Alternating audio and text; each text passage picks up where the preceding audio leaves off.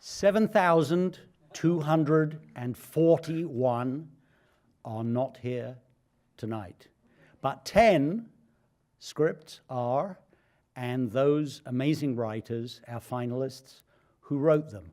What an honor, what a privilege to be one of the few Academy members who read those final 10 scripts and get locked in a room for 3 hours to shout at each other and debate which should get Nicholl fellowships. Lamborghini, Ferrari, Bentley. Which is the best automobile? It's a little like that. Imagine my additional delight to read Queen of Hearts as a Brit and to realize that here was a new, magnificent, previously undiscovered British writer. Stephanie Shannon, perhaps slightly Irish influenced, but certainly the British Isles, because such a subtle grasp of the nuance of 100 years ago Oxford character and situation and place, wonderful. And here the Academy, the Oscars Academy, is catapulting this new British voice onto international fame and fortune. I thought it was just a tremendous victory. I thought it's Chariots of Fire all over again.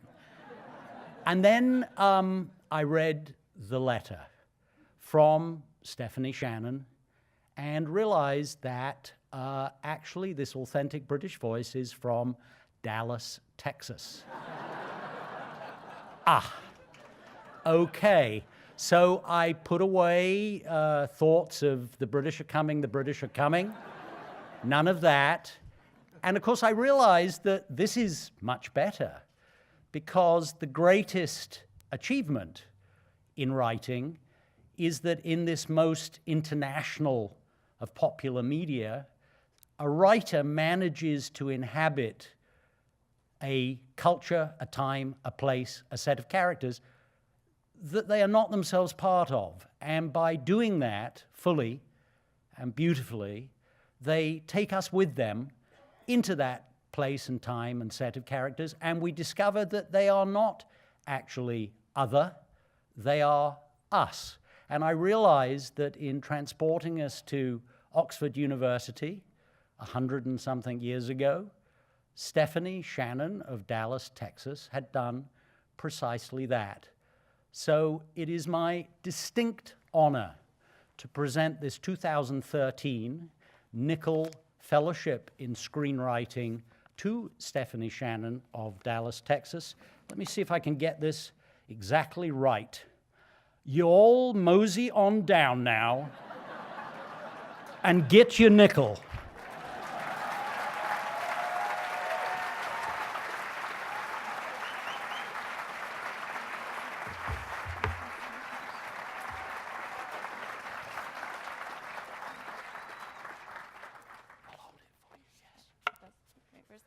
No, do you Oh, wait. do speech? I got the order. Then we'll do that. We went over this so many times. It's an incredible and indescribable honor to be here tonight. As Peter told everyone, I grew up in Dallas, Texas. And when I was in elementary school, I ended up spending a lot of time at my grandmother's house. And my grandmother didn't have a cable TV, and there wasn't a lot to do there. But she did have a checkerboard and a pretty epic collection of VHS tapes. And the one tape that we watched over and over was Gone with the Wind.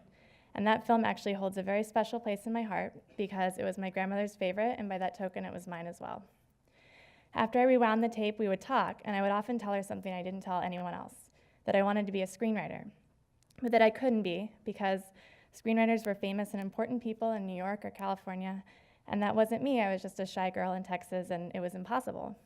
And she would say that she'd seen all the stories I'd illustrated on construction paper and bound up with string, and that there was nothing that any of those people had inside of them that I didn't possess in spades. And my grandmother passed away in 2009, but I never forgot her belief in the impossible. When I was 18, I moved to New York to attend film school, and after graduation, I scoured the town working for 5 years in any aspect of the business I could. I was a production assistant, a scenic artist, a cube truck driver, which was pretty hilarious. But it was in the spring after moving to LA to work as an assistant at Brillstein Entertainment Partners in between answering phones and scheduling meetings, that I completed my very first feature, Queen of Hearts. And when I got that call that I made it to the finals, I didn't hear my phone ring. When I checked my voicemails, I saw the Academy listed in between about 10 800 numbers from various credit card and student loan debt collectors. I took a screenshot of that because it's literally the most beautiful thing I've ever seen. I'm going to frame it. What I learned along my journey is that sometimes the world might convince us that there are things that are impossible. But I think that, like Alice, we must sometimes remember to quiet the world and to dream. Thank you to the Academy. You've literally made my dreams come true. Thank you to my incredible bosses turned managers at Brillstein, Naren Desai, and David McIlvain. To my fellow assistants, who encouraged me and cheered me to the finish line the whole way, Karen, Brian, Jennifer, Natasha, Sarah. To my amazing team at CAA, JP Evans, Matt Rosen, Matt Martin, and Michelle Weiner, and thank you for being here tonight. And to my mom, when I called you panicking because I thought my script was a disaster, and I called you saying that several times, you would always say, and you would just say, just keep writing. And at the time, the simplicity of that answer frustrated me, but now I understand it. I intend always to just keep writing, and I go forward knowing always that anything can happen.